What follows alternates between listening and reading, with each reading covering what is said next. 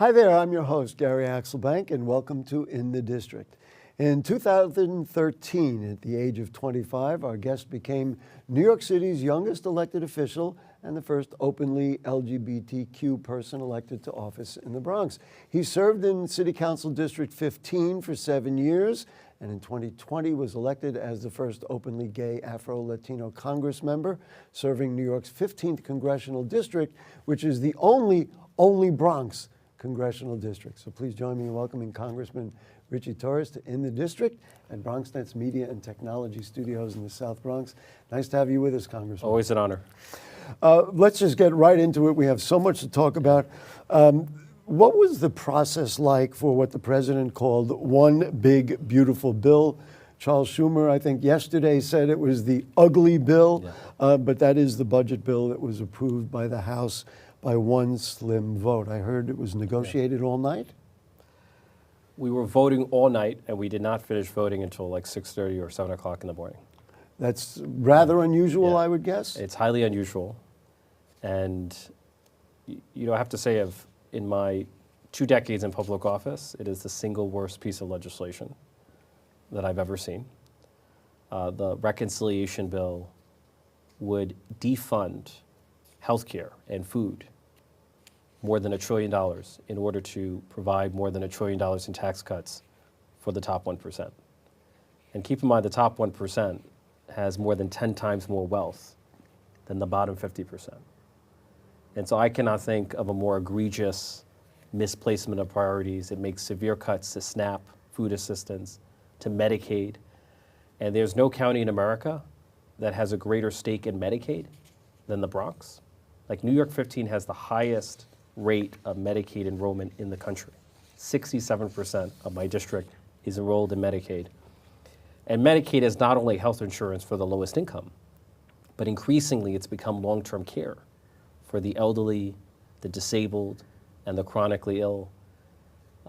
Even though the disabled and the elderly make up 20% of Medicaid enrollees in New York, they account for 60% of the expenses.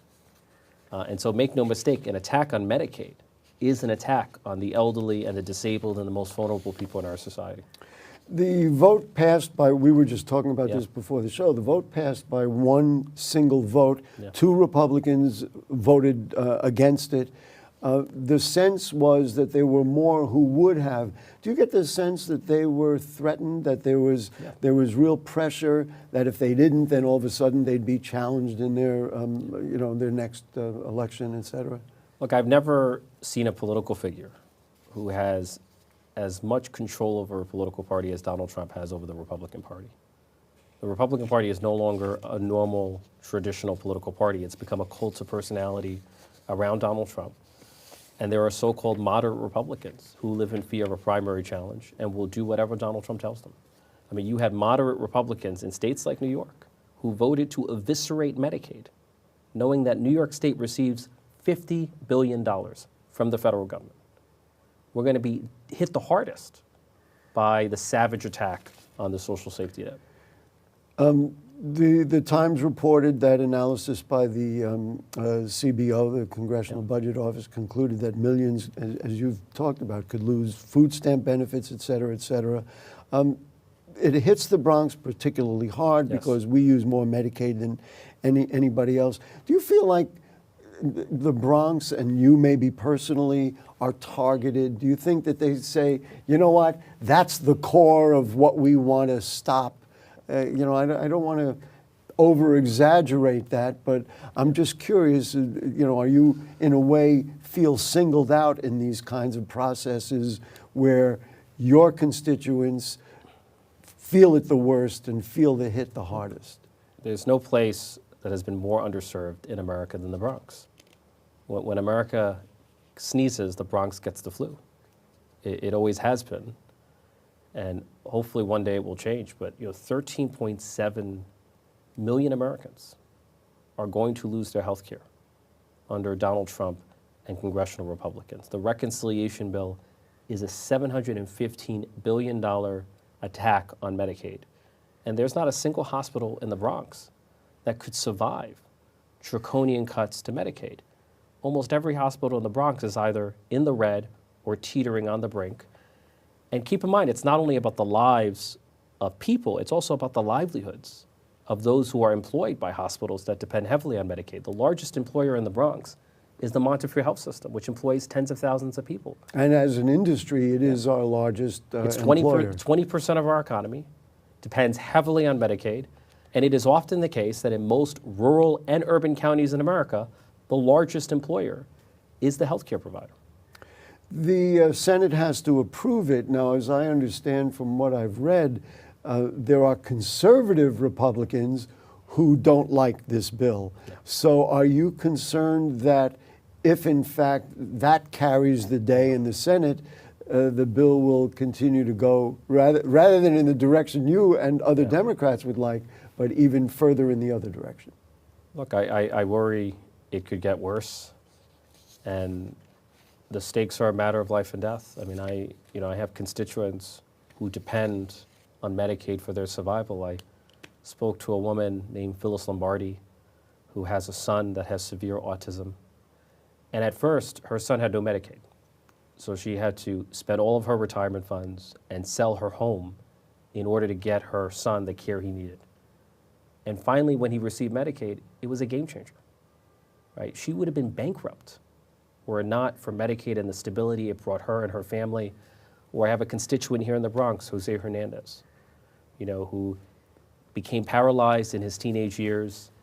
His mother died from cancer, and were it not for his Medicaid-funded caregiver, he never would have been able to put himself through college and rebuild his life and become a leading advocate for those with disabilities. So, it's not only about dollars and cents, it's about lives and livelihoods.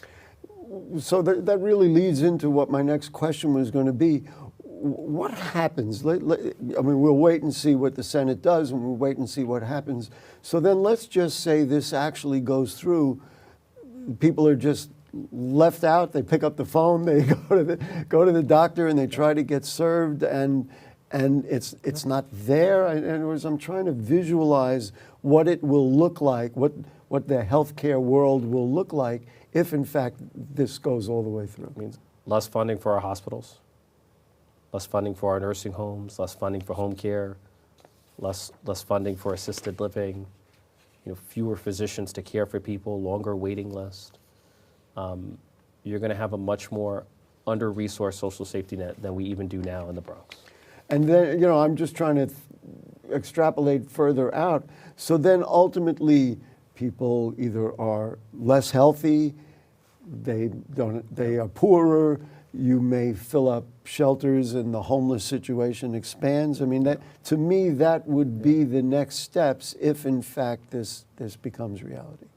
We have more to lose than we have to gain from defunding a healthcare program as vital as Medicaid. Wow. No question.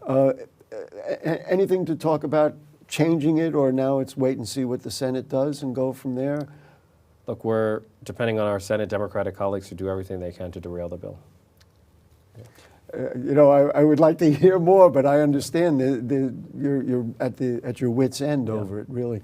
Let's talk a little bit about the deportation situation. You have commented very directly about the lack of due process. The administration seems unwilling to follow judges' orders on deportations.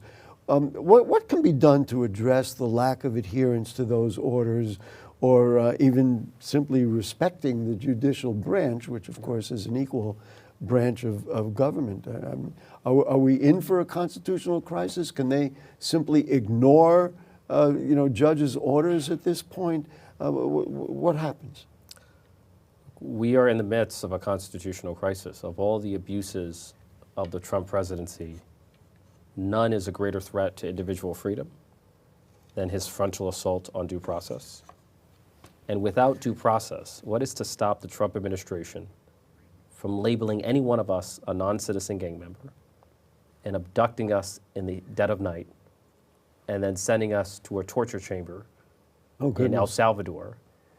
Like, due process is essential. And, the government abuses its power. It can falsely accuse, it can make mistakes, and due process is what protects us from abuses of power and false accusations. on the part of the government. And Donald Trump is violating the most ancient principle of Anglo-American law, which is habeas corpus. It's the idea that none of us can be deprived of our physical liberty without due process, without an opportunity to make our case in a court of law. And Donald Trump has shown a willingness to defy judicial orders. He is conspiring with the government of El Salvador to detain people in violation of judicial orders. And so I've introduced legislation that simply says if a federal court has ordered the release of a citizen or non-citizen and a foreign government refuses to comply, then we will revoke trade relations, we will impose sanctions, we will do everything we can to pressure the foreign government to facilitate the release in accordance with a judicial order. There are reports about encounters with ICE agents, I'm sure you've heard more of them than I've read about in the newspapers, who don't have IDs, are in plain clothes, they don't follow the normal guidelines. If an NYPD officer needs to arrest somebody, there are procedures and guidelines. At times they're overly aggressive, not being very, you don't necessarily have to be polite, but you have to follow some sort of guidelines. They don't identify themselves, they're not wearing IDs. Is there any way to standardize this process in a way that some sense of due process is followed? Well, there are standards, but Donald Trump is ignoring them. So the problem is Donald Trump. But we need to bring more professionalism to ICE, to immigration enforcement, because every law enforcement official should be wearing a uniform, should be producing identification, should be treating people with respect. Nothing is more foundational to our country than respect for the rights of the accused. I mean, if you look at the Bill of Rights, there are more provisions protecting the rights of the accused than there are even provisions protecting free speech or religious liberty. Like, there was a particular concern for the presumption of innocence and for due process, and that's something we need to honor. Even the Secretary of Homeland Security didn't even know the simple definition of what habeas corpus was. That was, it was shocking. Look, it's only been around since 1215. Well, we've got to get her back to 7th grade history and social studies. Magna Carta. Anyway, Congressman, it's time to take a quick break. When we come back, we'll get some thoughts from New York's 15th Congressional District Congress member. It is Richie Torres. We'll be right back.